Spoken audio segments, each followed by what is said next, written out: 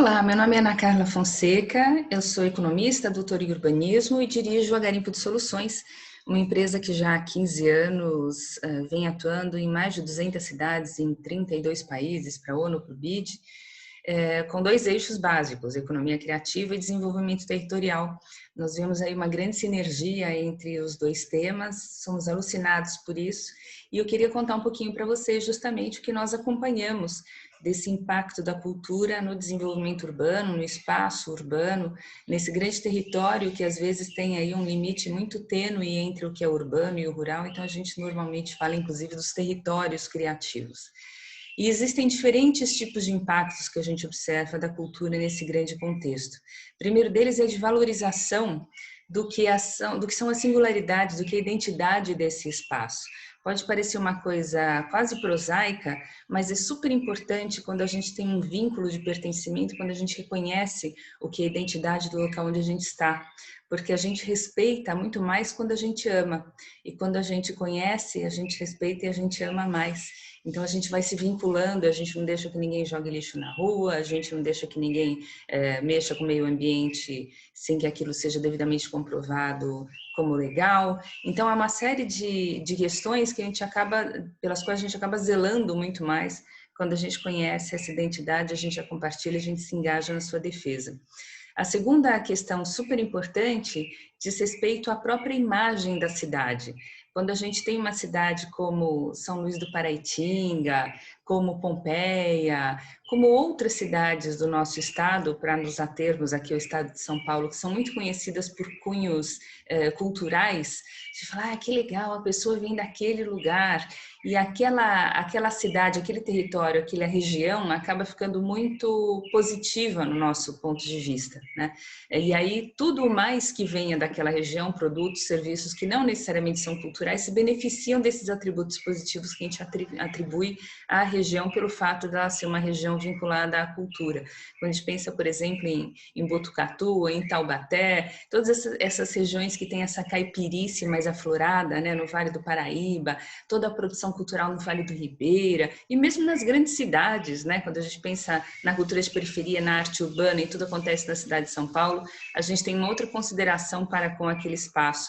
E muitas pessoas que às vezes nem conhecem aquelas regiões acabam ficando encantadas, curiosas, interessadas em visitá-los ou veem com bons olhos o que vem de lá pelo fato de, mais uma vez, esses produtos e serviços dessas pessoas terem esses atributos benéficos da cultura associados à região. Uma terceira questão super importante é como a gente consegue, por meio da cultura, fazer com que as pessoas dentro de uma mesma região ou dentro de uma mesma cidade, em especial quando a gente fala de cidades grandes, ampliem os seus mapas sobre o seu próprio contexto. E eu me explico, se vocês fizerem um exercício com seus colegas, pedindo para que as pessoas que moram numa mesma cidade, numa mesma região, desenhem o mapa daquele espaço, é muito provável, a gente já fez isso inúmeras vezes, que os mapas saiam muito diferentes, porque as pessoas acabam contemplando nos mapas aqueles locais nos quais elas transitam mais, elas têm alguma referência, cresceram, a família, os amigos estão lá, ou estiveram, enfim. Então, o mapa que a gente concebe daquele espaço é menor do que o mapa administrativo em si.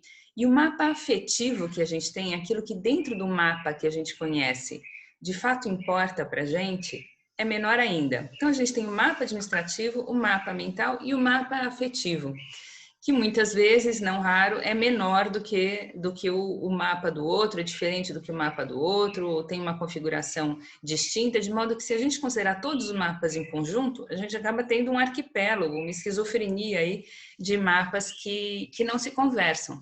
Quando a gente tem uma oferta cultural vista como expressiva em alguma região, a gente é tentado a ir até lá. Quantas vezes vocês não foram para uma outra região da própria cidade, ou para uma cidade vizinha, ou para uma cidade distante, por conta de uma oferta cultural? Então, a cultura tem esse apelo irresistível que faz com que a gente vá até um local que às vezes a gente até via com um certo preconceito, ou de forma mais ressabiada. Mas será que lá é bacana? Será que lá é legal? Será que lá é seguro? E quando a gente chega lá, a gente percebe que de fato era um preconceito, né? Então, a gente vai ampliando os mapas das pessoas que estão nessa região. E isso é muito bacana, porque as cidades surgem em função da diversidade, né? As cidades surgem com as pessoas saindo dessa ficção que a gente imagina que seja a cidade, tendo essa fricção da gente se encontrar no dia a dia, da gente se cruzar, desse espaço público que flui entre os edifícios construídos da cidade, os seus espaços construídos, como se fosse uma seiva vital, né? Como se fossem as veias da cidade. Então, isso da gente se encontrar é muito importante. E quando a gente amplia os mapas, a gente tende a acudir mais a esses locais. Então, a gente tem um conjunto, dentre vários outros, de benefícios que a cultura traz para as cidades e que as cidades também acabam trazendo para a cultura a partir do momento em que essa cultura se faz mais visível, se faz mais valorizada e, portanto, tem mais chances de ser preservada e continuamente validada como aquilo que caracteriza um espaço.